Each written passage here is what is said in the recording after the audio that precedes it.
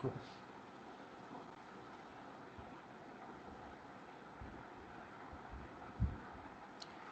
So today we'll discuss our Hibernate concept. So what do you mean by an Hibernate? What are the definitions?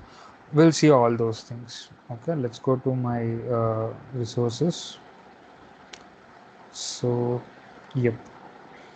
Okay. So what is Hibernate? Hibernate ORM. ORM means object relational mapping. So in short, we normally call it as Hibernate. Hibernate is an ORM tool, an object mapping tool used in Java programming language. Okay. So the next question is, what do you mean by object relational mapping? Object relational mapping, it's a part in a computer science programming. It's a technique. Okay. What does this technique do? This technique will basically converting of data in between two systems, two incompatible types of system. Okay, that too in oops languages. So it is basically used to convert data from one object to another object. Assume that you have a database, you have programming in Java language.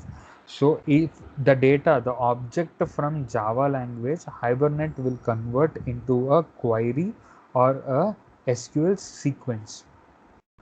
Okay, so that is the main tool or the technique or the process of the ORM. So ORM is a technique, and that technique is basically implemented by Hibernate, which Hibernate is a tool. So ORM is a mapping technique which is used for converting data between incompatible type of systems. So basically our Java and database are two different systems. They both are not compatible. So to the communication between those two things, we basically use our ORM. Okay. So let's see a bigger picture of the complete Hibernate. As I said, I have a database over here, and I have a Java object. Basically, normally what we used to do, we used to write some query languages, or first of all, we used to go to a database, create some tables. First create a database, then create a table. After that, whatever we want, after creating the columns and everything, whatever we want, then we come to our Java object, we write our query there.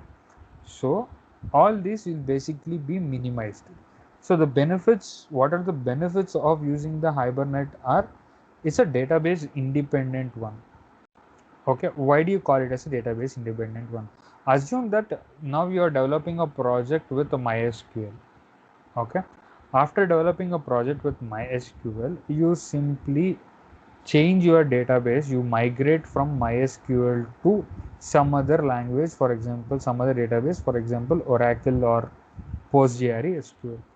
The benefit here is, even though if you migrate from one database to another database, it will not become a problem. There is no need to change the code, or there is no need to do anything. Okay, all those things Hibernate will take care of. And obviously it handles all the low level SQL for you. Means all these table creations, all these kind of things will basically be handled by our Hibernate.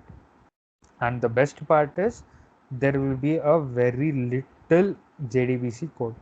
Though you don't need to require to write a complete JDBC code over here. It basically minimizes the JDBC related code. Almost 95% it will minimize the code. Only 5% of the code will be existing. That too, that code will be your connection code, where you will be connecting your database to your project. Okay, as I said in my previous slide, it is basically connecting a Java object to a database. How? Like this. Assume that over here you are having a class of user ID, username, password, first name, last name. What happens is, as soon as you give a class like this and you are using the Hibernate, Hibernate will automatically convert it into this. Okay, you don't need to create a table users, and you don't need to give all these things.